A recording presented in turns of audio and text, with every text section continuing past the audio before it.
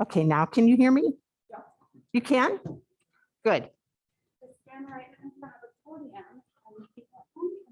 Oh, yeah, okay.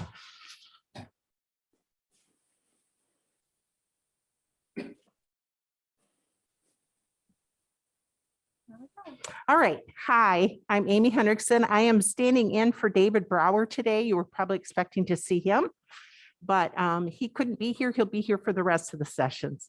Today we have Phil Harrington. He thinks of himself as an amateur biblical scholar. However, he does have some bona fide degrees, and he will tell you about those in a little while. So I'm excited to hear this topic, and I'll turn it over to Phil. Okay.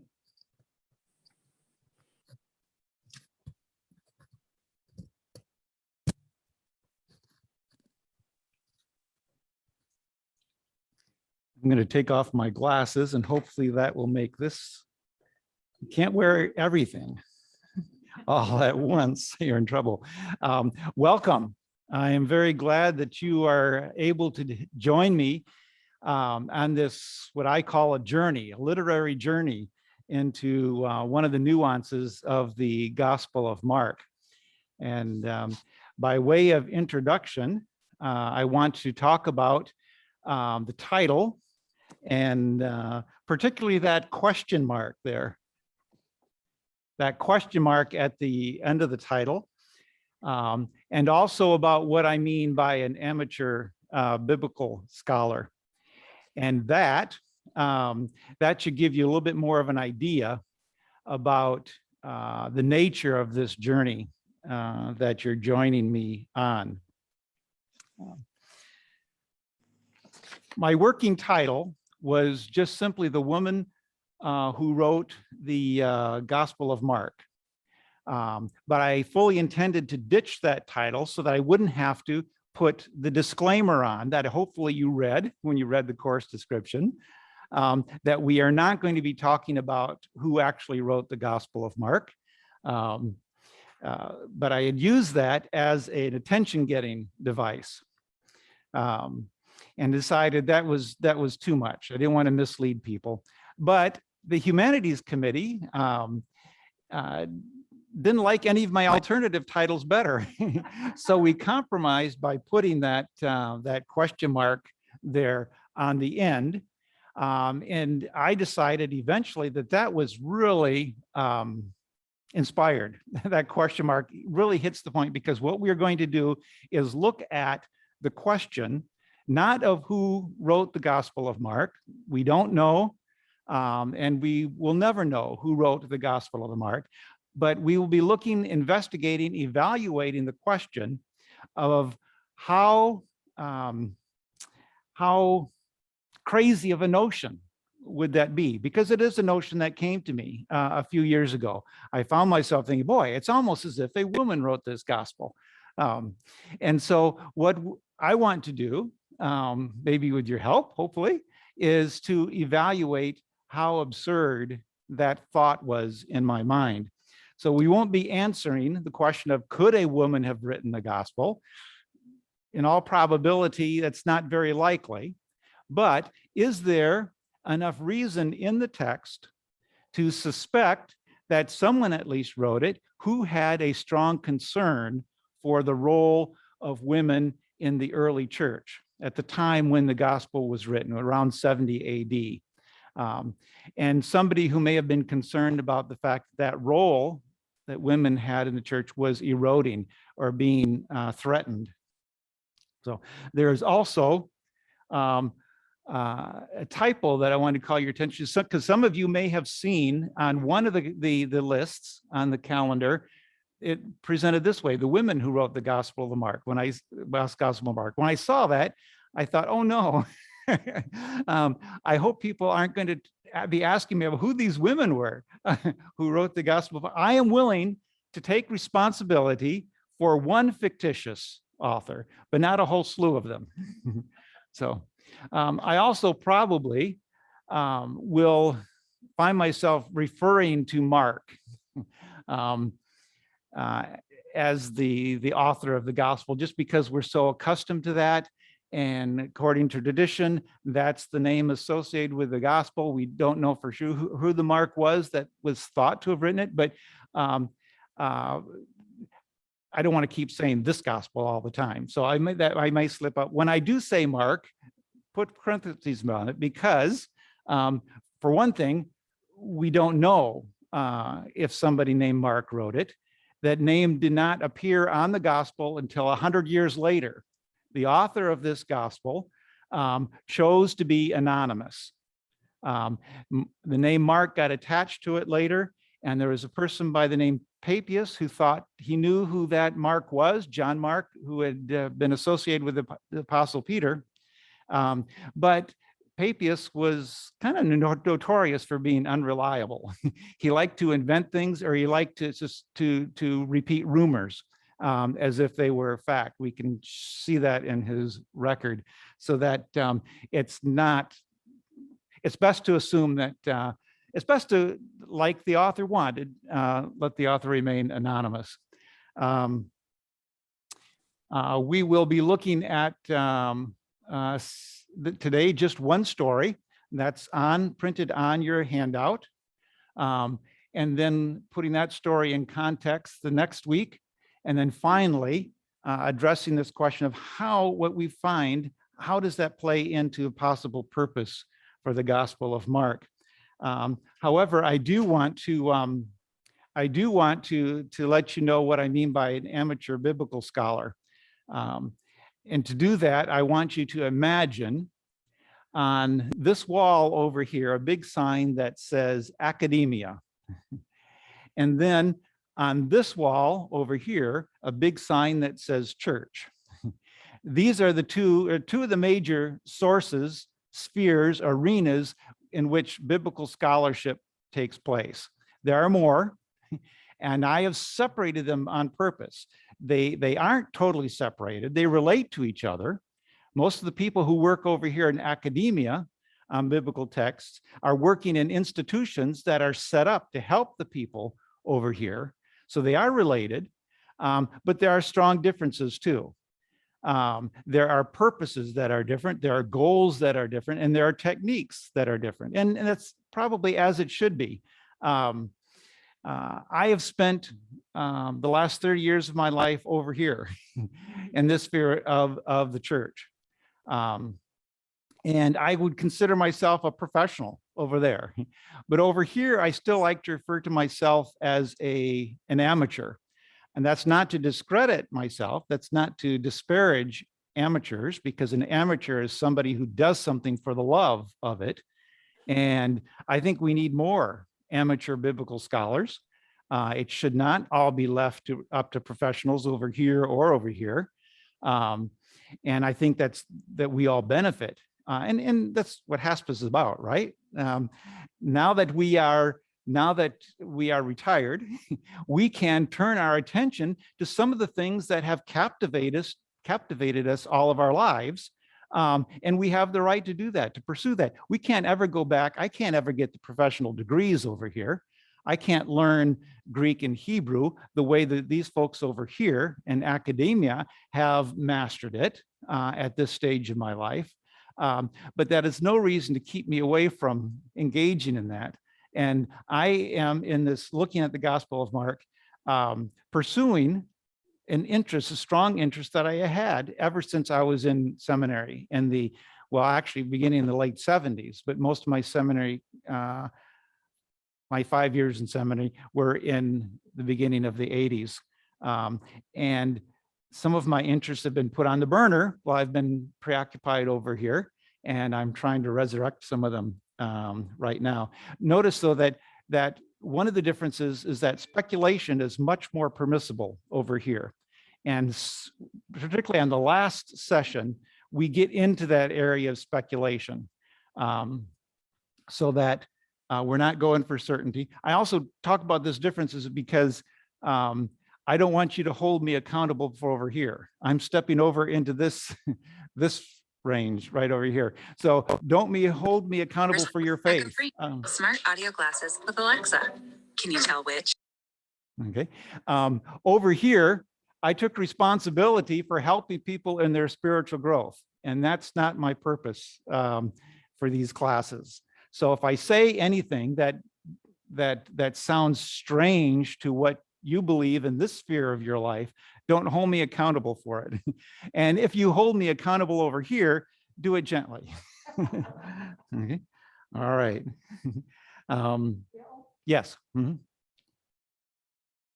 There's got to be a lot of antagonism from the side, from the church to this academic. Okay, I will address that. I won't take time to always stop and address it, but that's something that I had intended to mention.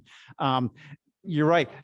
What she was talking about is sometimes an antagonism from folks over here about the folks over here. They're not aloof, they're aloof. They're not connected enough to where real people are and real faith is, and they get carried away on things that aren't important, et cetera, like that. They get too high and mighty, whatever. And I am not one of those persons who look disparagingly at these folks and academia. I don't always agree with some of the way they do things. I don't understand some of the way they do things. But they don't agree with each other either. Gospel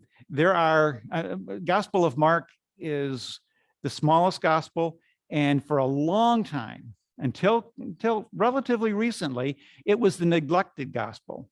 No one bothered with the Gospel of Mark, because everything in Gospel of Mark, almost everything in the Gospel of Mark, you can find in Matthew or Luke. So people thought it was an abbreviation. We now believe that it was not an abbreviation, that it was indeed the first gospel. And for other reasons that we'll get into tomorrow, it's become the most studied gospel. And so Western Theological Seminary, which has a modest, very modest library, and has already made that change to go in with mostly electronic things, that you can still go over there and find somewhere between 50 and 60 linear feet of books on the Gospel of Mark. And most of those books do not agree with each other. And that's the whole purpose over here. You put out a speculative idea, something you strongly believe, and you try to prove it, and people react to it. And they like that. So there's a bit of antagonism over here, but mostly in the friendly sense. Anyway, good point. Yes, I am not doing this as someone who considers these folks have done us a great service by dedicating their lives to the original languages and to reading all of those 50 to 60 linear feet of books that you have to do to be a good professional. So, but let's get into the story for today, the anointing of Jesus by an anonymous woman. And you will find that on the one side of your handout. While Jesus was at Bethany, in the house of Simon the leper, as he sat at the table, a woman came with an alabaster jar of very costly ointment of nard. And she broke open the jar and poured the ointment on his head. But some were there who said to one another in anger, "Why was the ointment wasted in this way? For this ointment could have been sold for more than 300 denarii, and the money given to the poor." And they scolded her. But Jesus said, "Let her alone. Why do you trouble her? She has performed a good service for me. For you always have the poor with you, and you can always show kindness to them whenever you wish, but you will not always have me. She has done what she could. She has anointed my body beforehand for its burial. Truly, I tell you, wherever the good news is proclaimed in the whole world, what she has done will be told in remembrance of her." Okay, not too long. It will take the rest of our time. Let's start by looking first at the narrative structure of the story. The plot, basically. The setting, we'll note, is a meal Jesus is together at a meal in somebody's home, Simon by name. And I think we can fairly assume that this would be a male gathering. That's the nature of how these meals took place in Jesus's day, is that the genders were not equal partners, at the meal. There could be women servants, but basically it would be a meal for men. And so she comes into this event, this occasion, and she anoints Jesus's head with nard or perfume, a fragrant perfume. That's the single act, the most physical thing that takes place. The rest of the plot flows out of the dialogue, is constructed by that dialogue, and we will separate that out. First, there is a response. Some of those there, they aren't designated precisely who, some there respond in anger to what she has done. And then there is an assessment. They share their assessment of why they were angry. Why has this ointment been wasted? So they characterize what she did as a waste. That's their assessment of the deed. And then they provide a rationale. Excuse my abbreviations here, but I didn't want to write too small. They share a rationale for their assessment. This ointment could have been sold, and it amounted to 300 denarii, almost a year's wage. Okay, this ointment could have been sold and given to the poor. This was a radical act that she did, and she should not have done it because something much better could have been done. And then they act on their response, on their assessment and rationale by treating her harshly. Some translations say they scolded her, the translation I used there. Now, very soon, Jesus has his own response. He is responding to these some folks who respond in anger. Jesus responds by saying, "Let her alone. Why trouble her?"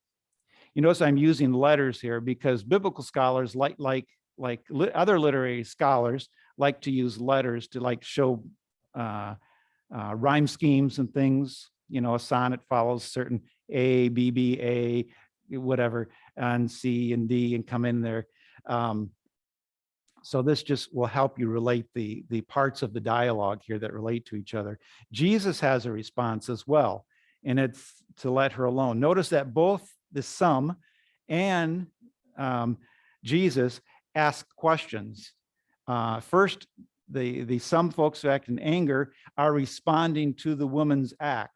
Jesus's questions or responds to that response, to that action. Why trouble her? And then Jesus assesses her act differently than they did. They considered a waste. Jesus calls it a good deed or a good service.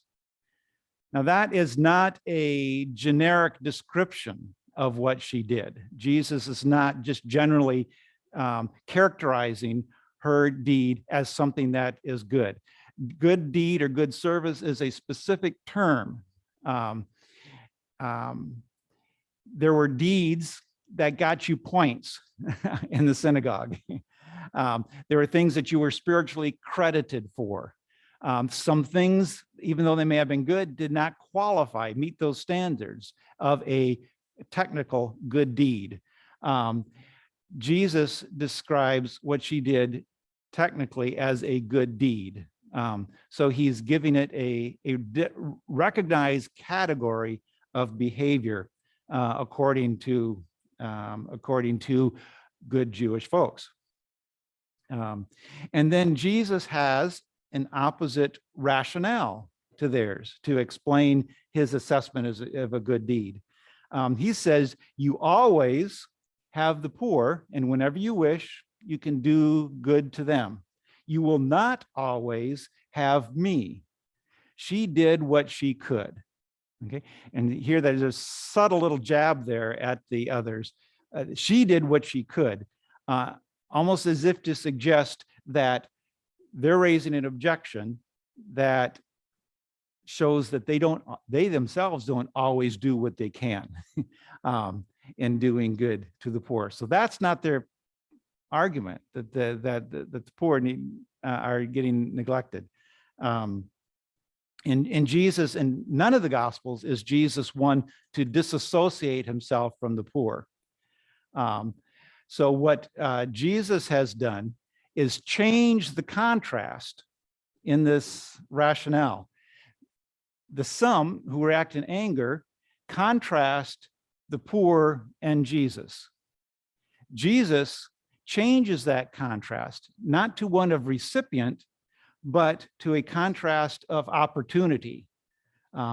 You always have the opportunity to serve the poor. You don't always have the opportunity to serve me. So then, of course, you probably expected this. Jesus also reverses their treatment of her.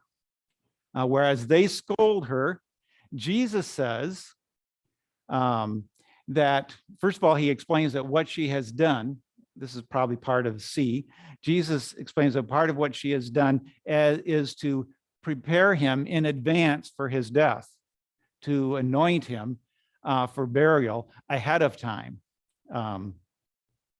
And he says, because of this, because of what she has done, wherever the gospel is preached, wherever the good news is proclaimed, what she has done will be told in remembrance of her.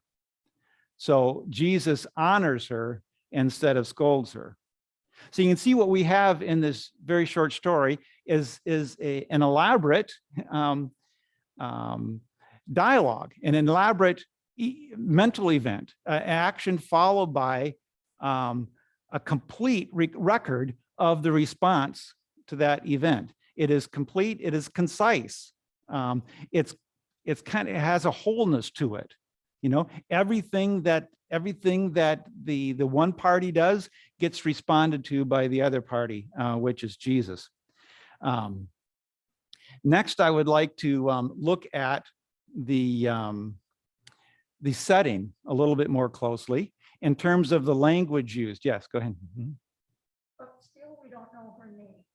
No, likewise, and the author does not give this woman's name. She is anonymous as a character, as are the people who react against her.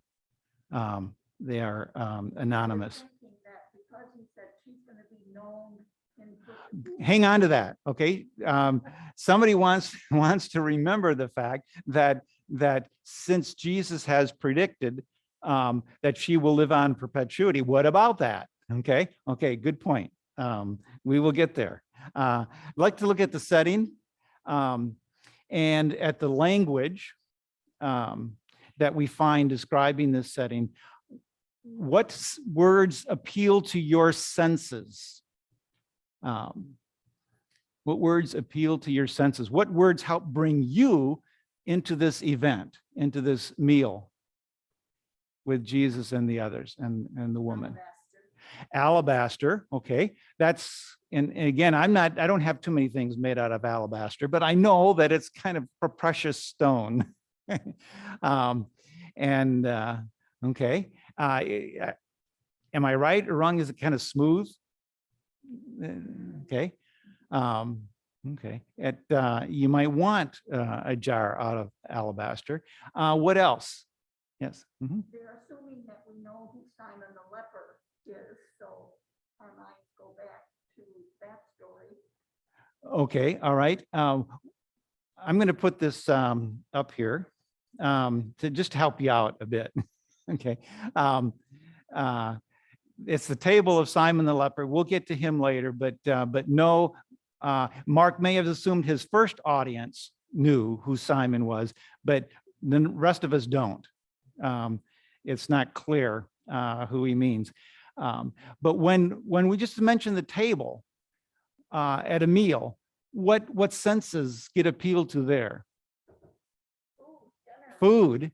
Food, dinner. Okay. What do you smell? Hopefully the good smells. All right.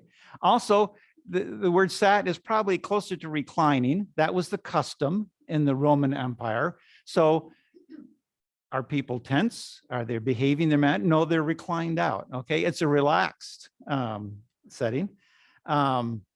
This alabaster jar that got mentioned, which is something tactile, okay, is filled with nard, a perfume that was used for many things, including preparation of people for who had a body after it had died, but also had general uses too, particularly in the romantic sphere. I mean, just like today, you sometimes wanted to perfume yourself up when you were with somebody that you felt strongly for, had strong feelings for.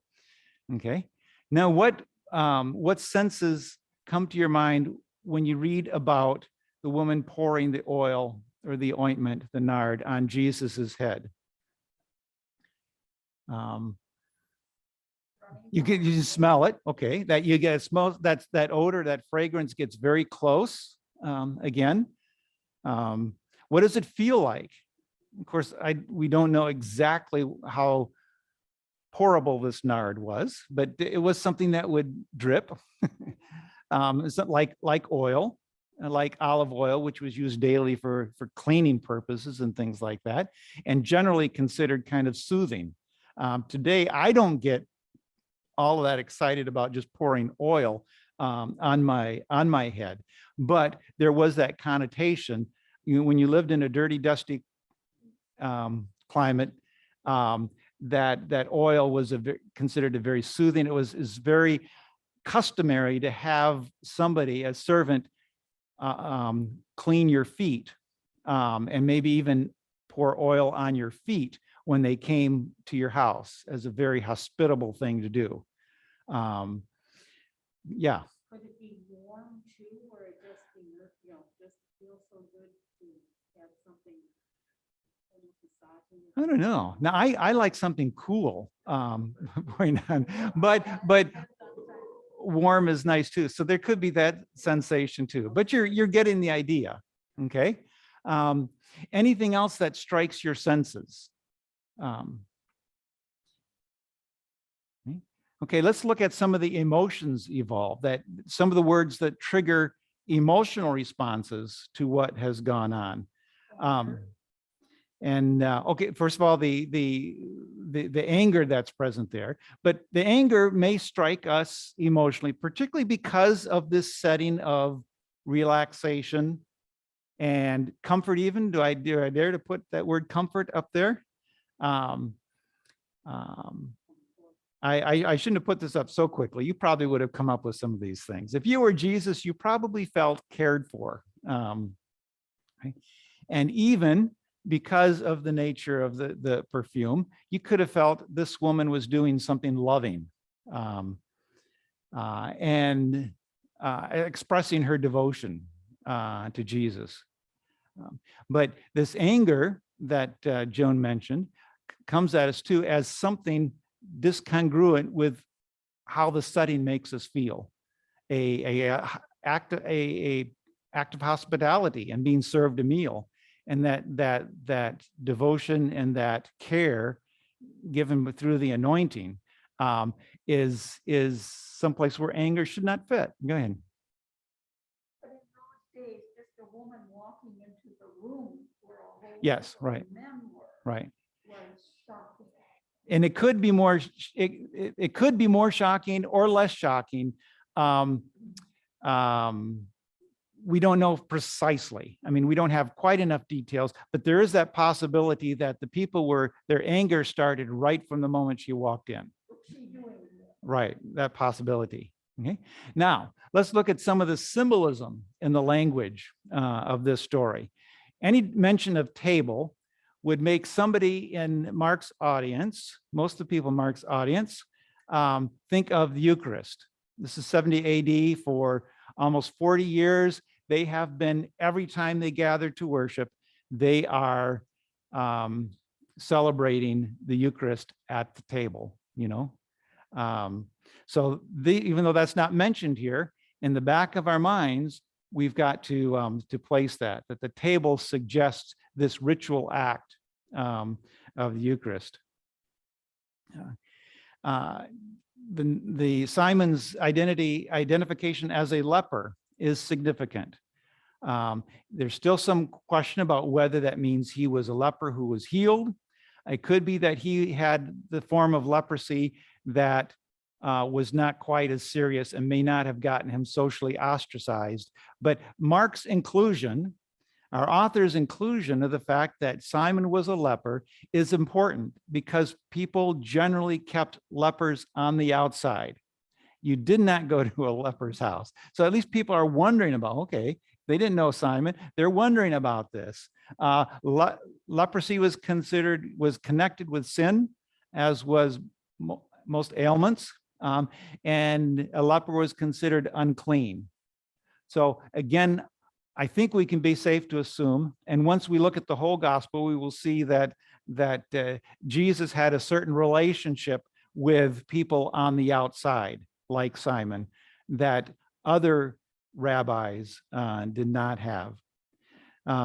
Now, when the woman breaks open that flask, that triggers something.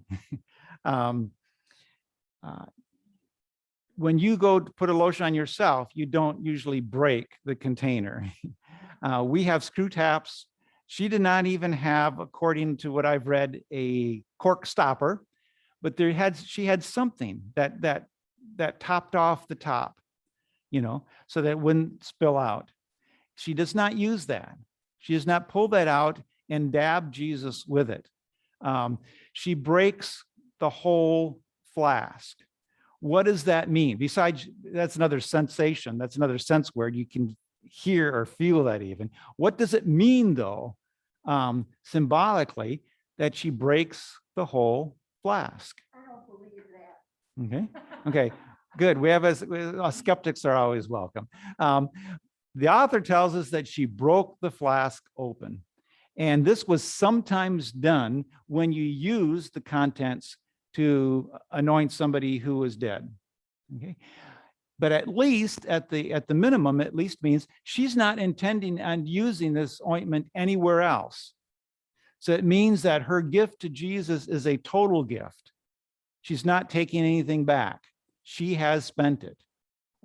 As absurd as the amount of oil that was in there, amount of ointment was in there, using that on one person, as absurd as that may be, she has done it. She's not taking her act back. She's not withholding anything. And that may become important. Now, the fact that she pours it on Jesus's head, we've got to look at symbolically, because that was not usually done for a guest. You normally didn't do that in this setting. Anointing the feet or washing the feet may have been a more socially acceptable act. Pouring ointment on the head was in itself a bit extravagant, and the people with a good knowledge of the scriptures would automatically identify her act with kingship or messiahship, because this is how you anointed a king, by pouring oil on his head, done by a prophet. And this is how you anointed a prophet, by pouring oil, but specifically the Messiah. The word Messiah means the person who has oil poured on his head. That's what the word Messiah or Christ actually means. The person who has had oil put on their head. And so what this woman has done, automatically, at least this is a fairly safe assumption. It's not provable that everyone who read this or heard this story or were there at the event necessarily immediately thought of messiahship, but it was very likely. It's very possible. That's an unmistakable sign. Some people are certain of it, not everyone, but that there's a strong suspicion that this is an element that our author is wanting to underscore, that what she has done is not only a good service, a good deed, but it is a prophetic act. It is prophetic, at least in Jesus's interpretation. Notice that if that is in the room, that connotation of messiahship is in the room, Jesus does not call attention to it. Jesus instead calls attention to what she has done as a preparation for his death and burial. And that will become significant later on. But the other word that triggers our reaction is that word memorial, or in remembrance. Jesus's assessment of what she has done as something worthy of memorial. Now, Jesus is not just saying that wherever the gospel is preached, she will be remembered, that people will recall her. That's not what the word means. It does not even mean she'll have a monument built to her to memorialize what she has done.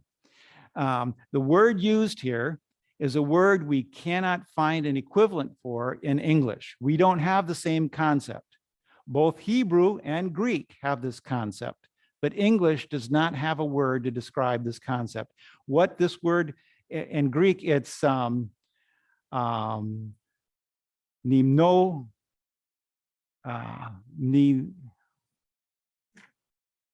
and don't even trust my pronunciation, mnemosynon.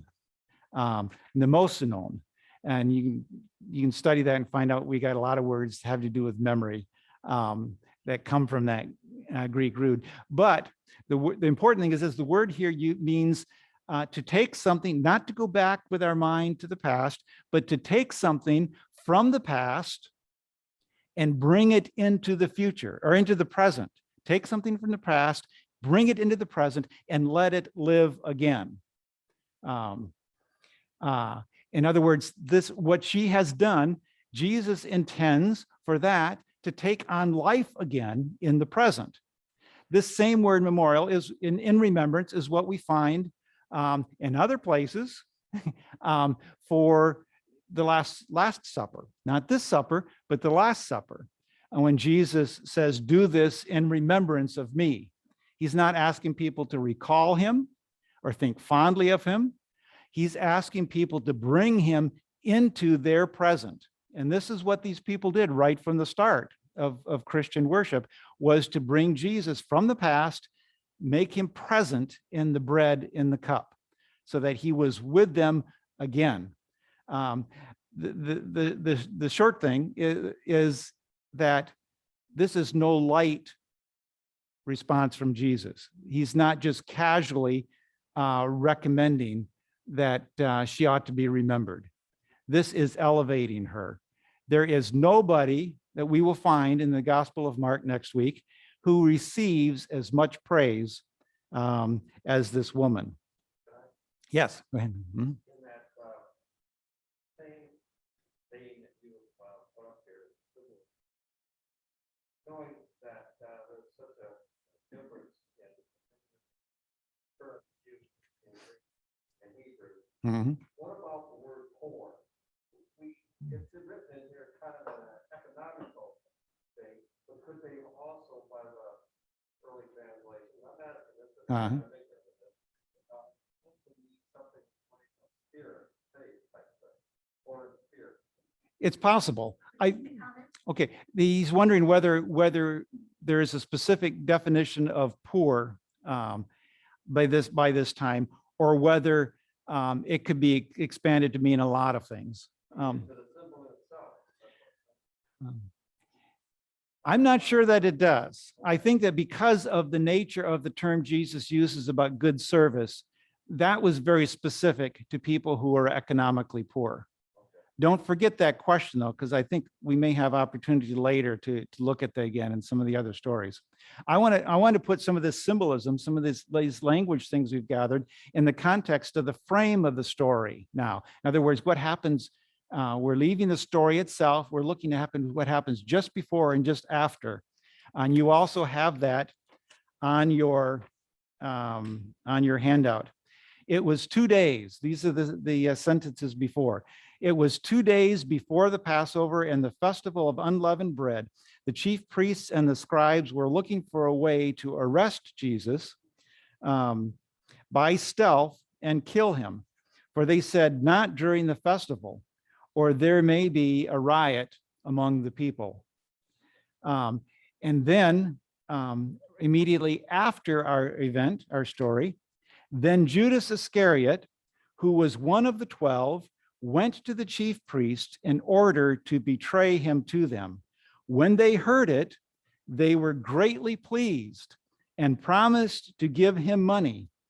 So he began to look for an opportunity to betray him. So our frame shows us something very interesting. Right before this event, this story, there's a plot to kill Jesus. It's mentioned, but there's a problem. They don't have all what they need to carry out their plot. There's an obstacle in the way of their plot, to the threat to kill Jesus. Immediately afterwards, their solution comes. Now they have a means. Now they have a way. This threat, this plot against Jesus can now take place. And from this point on, since Judas and the plotters get together, the action in our gospel accelerates. We rapidly move on down to Jesus's crucifixion. But Mark has pulled these apart. Our author has separated these two things. You see how one flows right into the other, but not here, not in our gospel. There's something been inserted right in between them. Look it up in Gospel of Luke, who also describes this. There's no story in between. You'll just read right from one to the other. Mark has pulled these apart. When you do that, put something in, the literary term for it is intercalation. When you put something inside of another story. But all we have time to notice right now or pay attention to the fact is that when you do that, particularly when you have a threat to somebody's life, and then you have the wherewithal that threat's going to be completed, it creates a dramatic space. This is a charged space dramatically, right in the middle of these two things that need to come together for the combustion to take place. So what we find in there is elevated in importance in the whole story. Now, I want you to notice that, first of all, what we have in the middle of this threat and the success of the threat, the plot, is a very contrasting event. It's as if it's an oasis in the desert. It's something opposite of what we find in the frame. Instead, we have an act of loving devotion in the setting of hospitality, particularly hospitality on the part of powerless outsiders, the woman and Simon. The people in the frame are the people in leadership. They are the powerful. We have an act by people who, without that power, who present a very opposite situation. I want you to think of it maybe as the plot as this big boulder on top of a hill. All of the power there, the energy is stored in that rock. Gravity is going to pull that down the hill, and it's going to roll faster and faster and faster. But there is a small rock in front of the boulder, wedged up against there, that's holding the boulder temporarily in place. The boulder can't go anywhere until someone comes along with a lever and helps it over this obstacle. The obstacle is the woman's act, this wonderful meal setting. The lever is Judas and his willingness to betray Jesus. Once that rock goes over, there's no stopping it. It rolls on down to its completion. But for a moment, our author has paused that from taking place. Now, Mark isn't the only one to use this, but he uses it so much that people refer to an intercalation as a Markan sandwich. I'd rather not always be reminded of my hunger when I'm studying things like this, so I use the term intercalation. And he was not the only one to use it. It was a device that got used other, but when I researched it, I could not find any place where it was used as often by one writer or as dramatically, with as much dramatic intensity until I remembered my study of Shakespeare. And so hopefully some of you are familiar with the story of the murder of Duncan in Macbeth. The very beginning of the plot, we learn that Macbeth has been placed just one step away from kingship. And the king, to celebrate, is coming to Macbeth's castle, where Lady Macbeth and Macbeth are preparing to entertain him and secretly to kill him. It's in Act 2, Scene 2, that the killing actually does take place. But the discovery does not happen until the end of Scene 3 of Act 2. Before that, what we have holding those two things apart, see, one just flows right from the other, the killing of Duncan, then the discovery of the killing. And once that discovery is made, the plot of Macbeth rolls down the hill like a boulder, faster and faster. I mean, I can prove that if we had time, how that's in Shakespeare's mind, that time accelerates in this play, but it's held off for one moment more. The beginning of the scene, we find a comic interlude with a drunken butler. So instead of a loving act, we have, instead of a loving person, anonymous person, we have a drunk butler. And so he takes his time coming to the door, rambling about this and that, and we hear the knocking. It's in the script, knock, knock, knock, knock. Shakespeare put it there to remind us of what's just about to happen, but it can't happen yet because this butler's in the way. And a contrast, dramatic tension is created. And then once he even opens the door, and I believe it's Macduff who comes and makes the discovery, but he holds Macduff off for a while, talking about alcohol and being drunk, about how alcohol stimulates your desire, your sexual desire, but then it takes it away again. It creates impotence, okay? So a very bawdy story, but it's doing the same kind of thing. But the point is that Shakespeare takes advantage of this dramatic situation, this intercalation, because if you look at the drunken butler story, it epitomizes in a comedic form the whole theme of the play. The same thing that gets you excited takes away your power, is your doom. The same thing that turns you on will shut you off. And for Macbeth, it's the prophecy of the witches who excite him to the idea of becoming king and assure him that he's safe because he won't be killed until the woods come to Dunsinane, where his castle will be. Okay, how can that happen? And he can't be killed by any one of woman born. I'm safe. Except Macduff was, we find out, born by his mother who was dying had to be cut open so he could be pulled from his mother's womb. So the very things that assure Macbeth of his safety spell out his downfall. So I was then intrigued looking, what happened? What about this story? Well, how does Mark take advantage of it? And we find something interesting. The same thing, the central theme, one of the central themes of Mark is there in the Woman's Act. People had this concept of the Messiah as being one who would conquer and rule. We'll find out how Jesus's own disciples in Mark are stuck on that notion. The Messiah means someone who's going to come and conquer or rule, whereas Jesus is trying to present the Messiah as someone who's going to suffer and die. So Jesus's goal is to get rid of that notion. And this story of the woman who anoints him as Messiah, but also as his burial, Jesus is able, or the author at least, is able to put these two concepts together the way people weren't. People separated those ideas, Messiah and king. The people who wanted to kill him even thought, well, that's why he's going to stir up trouble, pretending that he's would be a king. And the suffering death, people had those apart in their minds. And this act of the woman brings them together symbolically. So the story becomes like a little parable where messiahship is brought together with this concept of suffering and death.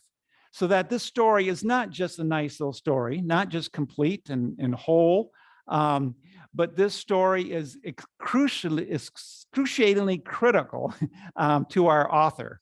Now, and the woman is elevated because of what she does. Now, is that enough to base a theory on, a thesis on? No. Next week, we will put this in the context of the rest of the women of the Gospel of Mark. And so there are no requirements for this course, but there's only one expectation, and that's you will have read the Gospel of Mark before next time. It doesn't take that long. Sitting down, reading through, you can do it under an hour. I suggest some ways that you can heighten its impact on you. And one way would be to have somebody good read it to you. And then it might take this a little over an hour.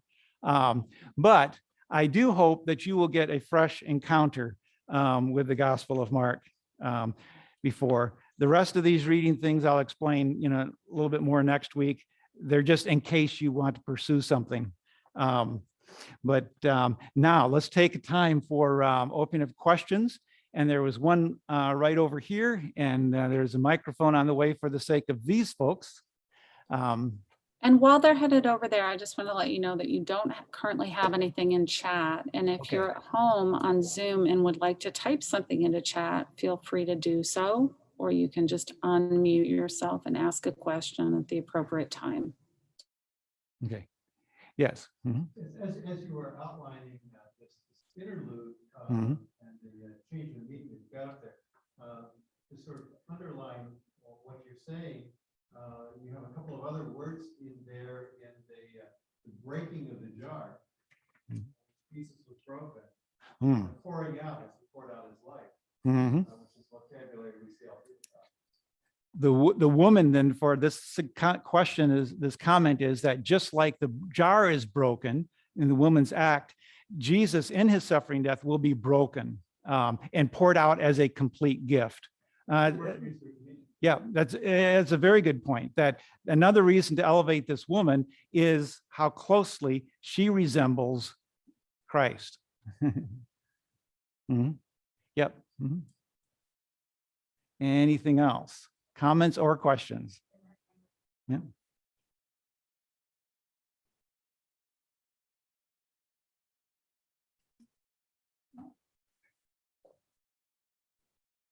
When I said I didn't believe it, that actually broke open Uh-huh. bottle, because it's alabaster is a stone.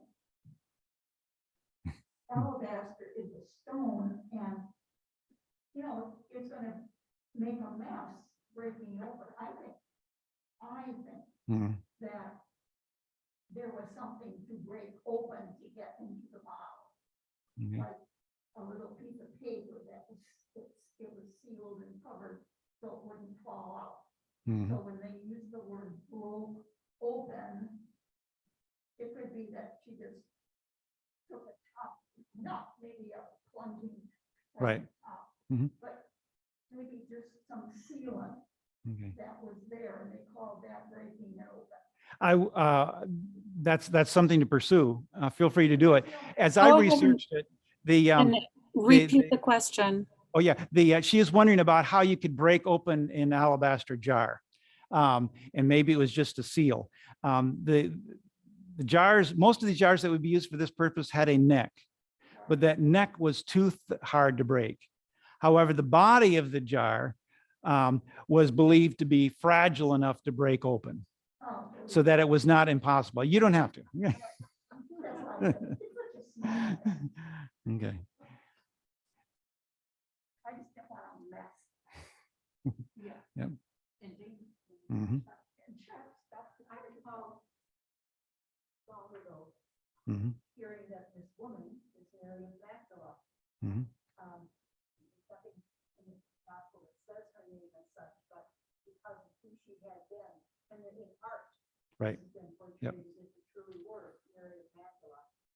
anything in biblical scholars that support that idea? Was this woman Mary Magdalene, Mary of Magdala? And that gets back partly to Joan's point of view too.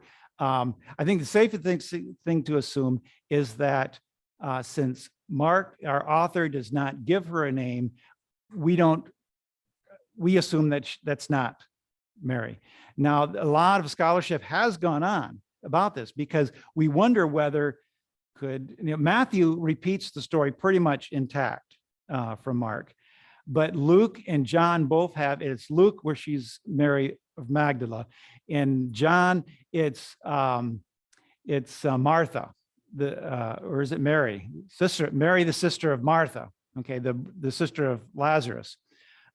So they are using, if it's the same story that they're using, some people say yes, and some people say no, there could have been a different story. If it's the same story, then they are dramatically changing the story because they both have the woman anointing Jesus's feet as a servant would, or as a penitent woman might.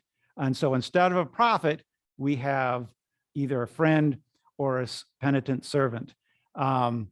And the safest thing, some believe that the story originates with Mark, something that exists out there one way or the other. The important thing is when we're doing this kind of study of Mark, we honor the gospel that we are working with.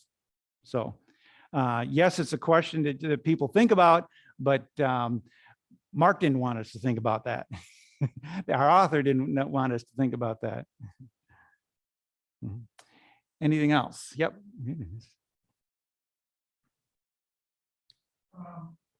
Since the dinner is taking place with a leper, Mhm. we assume that these are Cornish people. I think, And yet, yeah. Mhm. The woman has an ointment that's worth 300 denarii, Mhm. which would kind of indicate that she is separate from these other four people. She might be a woman of means. Question would be how. Yep, if she was a woman of means, it means that she got it through a man somehow. She was married at one time or whatever, most likely. But I have not, that's a good question. I've not heard anyone pursue that. But yes, unless she was very good at saving, she had to have some means. It's a part of the story there's a lot of the story that's frankly absurd. And that could be just part of the absurdity. You look a lot at Jesus's parables and they're also absurd. So it's not such an unusual thing. But yes, it is. That's a good thing to notice, that she had to have some means if the people who assessed its value were correct at 300 denarii. And it wouldn't be there unless our author wanted us to know that that was an extravagant amount of ointment. And so how she got that, being a woman of without means is a good question. But what we aren't given a lot, we don't know for sure who this Simon was. We can guess that Mark's first audience was familiar maybe with someone named Simon, that we can't identify him with anyone else in the gospel records from other gospels. And where this woman got her nard, I mean, we'll never know. So, yeah. And I don't know what shuts down at the, we have just about a minute or two left by my clock. So. Oh, no, it goes to 2:30. Oh, my goodness. I was just gonna say you have plenty of time, but that we have a couple more sessions, so maybe we can take it a little bit longer the next time. Right. Okay. Does anybody at home want to unmute themselves and make a comment or ask a question? And we have a couple in the room, Great. but we won't go all the way to 2:30. So, since nobody spoke up, I will. The title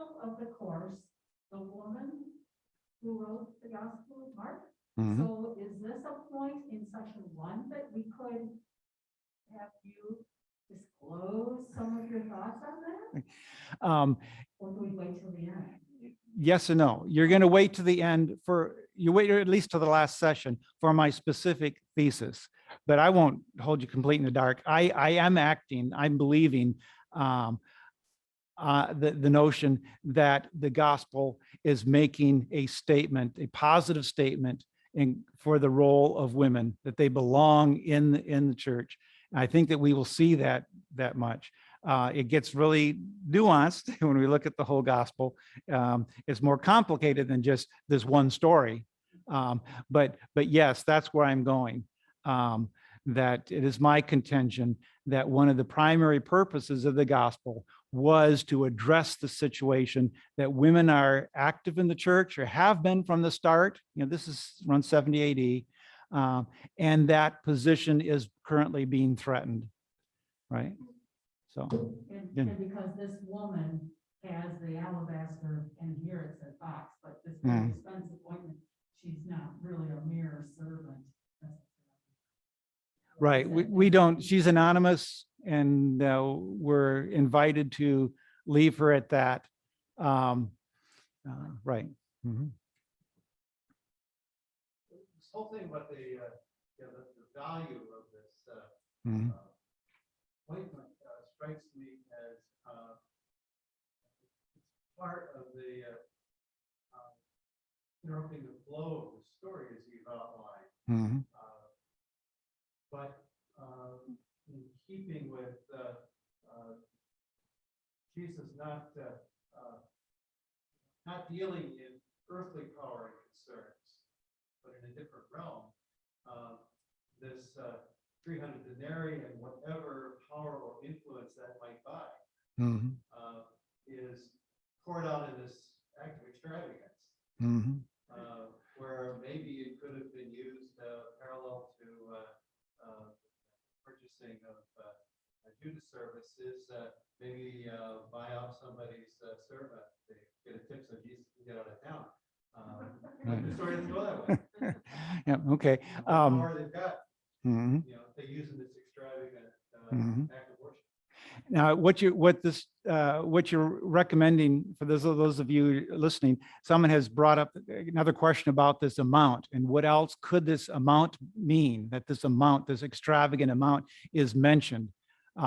Could it be drawing a contrast with Judas's payment for his betrayal, which does not amount to nearly as much as what the woman has spent on Jesus? Judas is willing to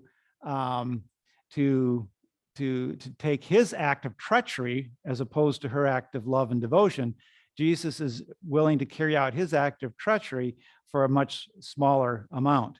And the other question that you raised, possibility that raises, is that maybe someone in the back of their mind, I don't think the text supports this necessarily, but in the back of their mind is thinking, boy, we can buy off these people plotting to do away with Jesus. That's not, I can't tell you, don't ask that kind of question, because I had just an absurd question that I am pursuing.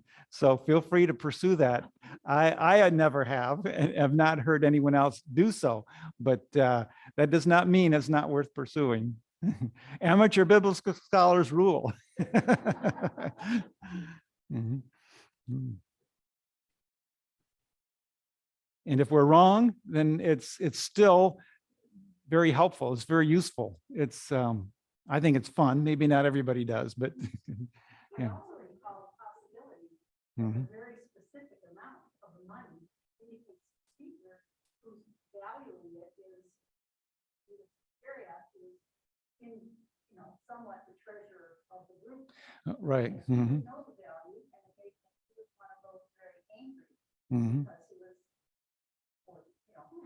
literalist in his interpretation of how money should be used, and it made him fear not to go off and betray Jesus. Mhm. I'm not saying that that's a necessary connection, but I remember hearing that in one interpretation. Right. And in fact, since we have finished what we were going to look at, we can step outside of the gospel. That's permissible to do as long as you first address what you have. Okay, and stepping outside, other evangelists do make that connection, and I'm forgetting whether it's Luke or John, between the person who raises the objection about the cost with Judas. So yes, and there is that reason for them to do so. But again, for our purposes here,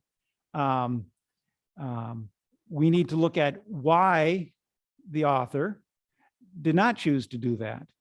In other words, leaving these people who get angry, they're not even identified as disciples, and leave particularly the person who raises the question about the cost, leaving that open allows our evangelist to put a lot more people in that position than what would be the case if they are identified.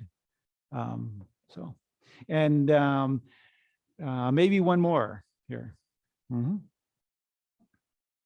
Mhm.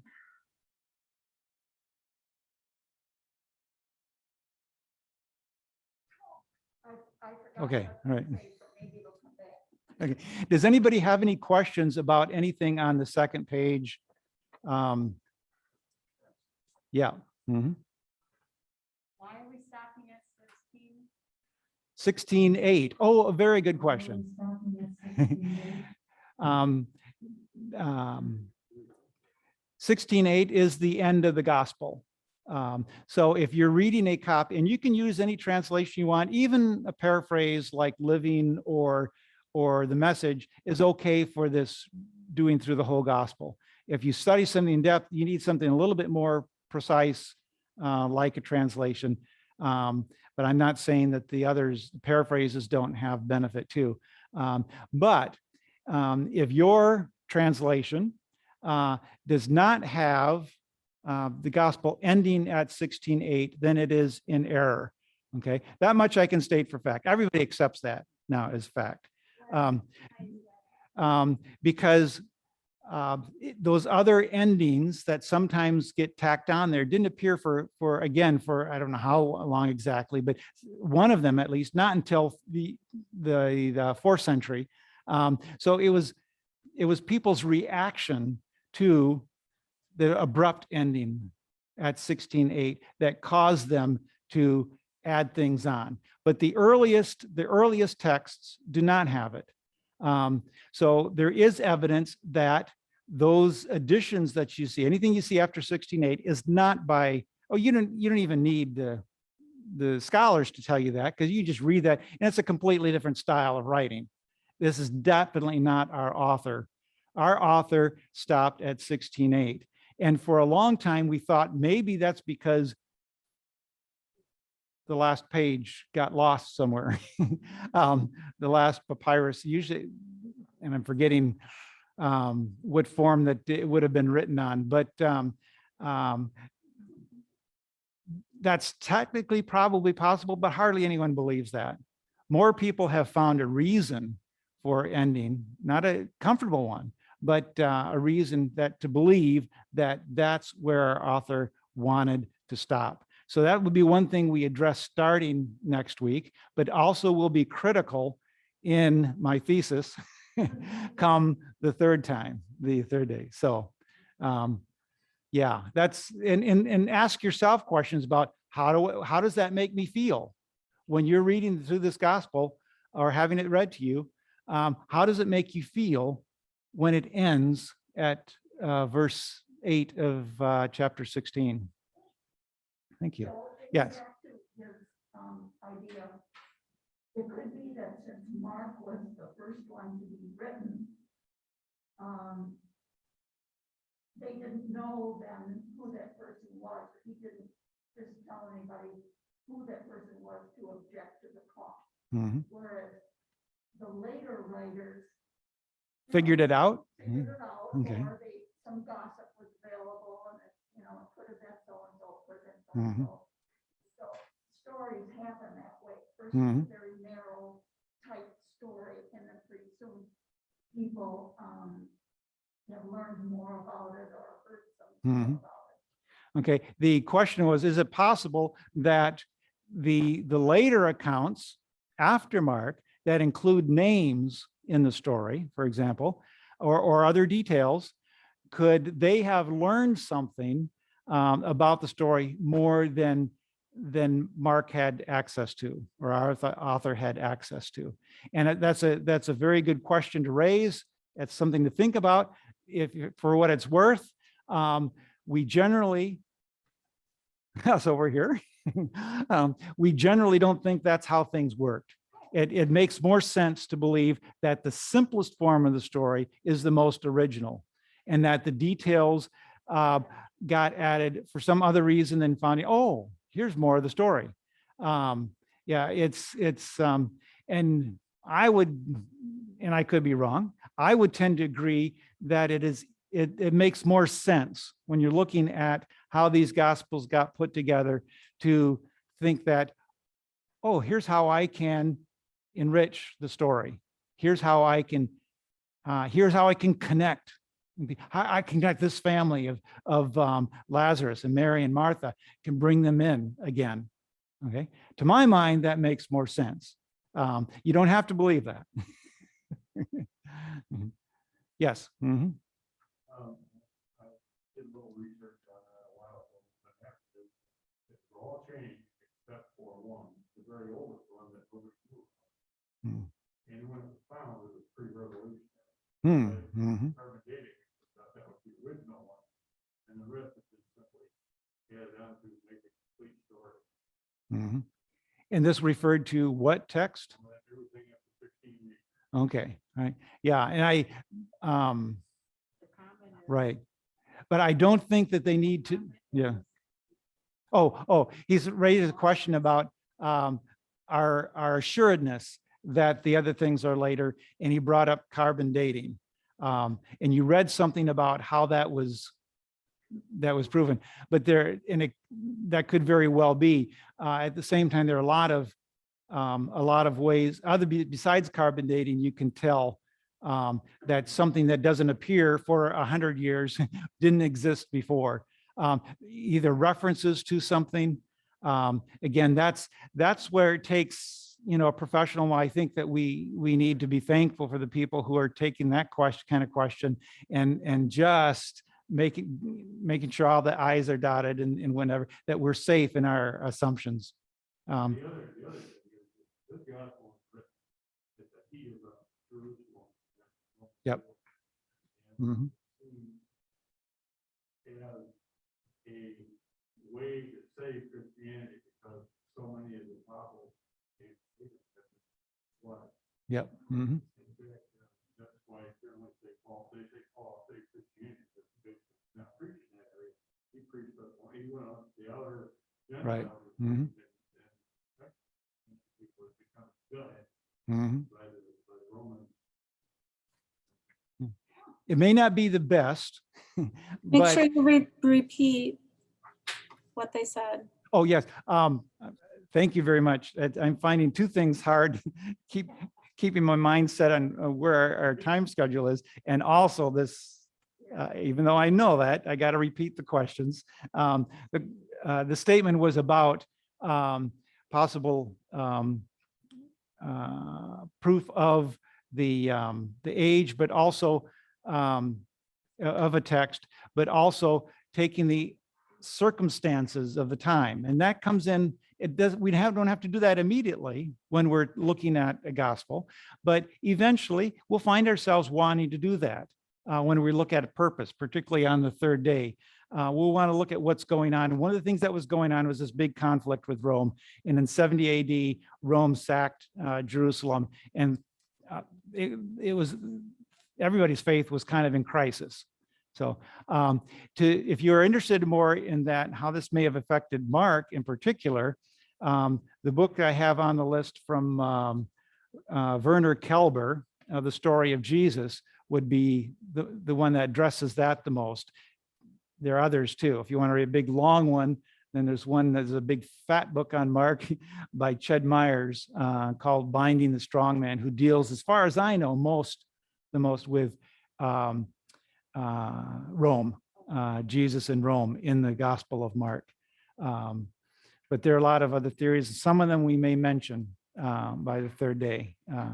And if my planning has worked out the same way, we'll have some time, a whole extra half hour to get into some of those questions, but not yet. And don't even think about those. And this is like telling someone not to think of an elephant, but don't think about those when you read through the gospel. Let it hit you fresh. Use a fresh translation if you can. If possible, to read it more than once. Don't even think about the role of women in the Gospel of Mark. I know you can't do that, but if you can read it twice, save that for the second time. That's ideal. We can't be ideal in a 3-session class, but just a thought. Okay, thank you very much for all of your thoughts and for your interest and your attention. Have a good afternoon. And I am glad in the end that we can give the staff here 15 extra minutes to get ready, because they do a lot of work to make these happen both here and via Zoom. Thanks again. Right. Bill, thank you so much. You're getting a lot of applause from the people at home as well. We Yeah. appreciate it. Everyone have a great afternoon.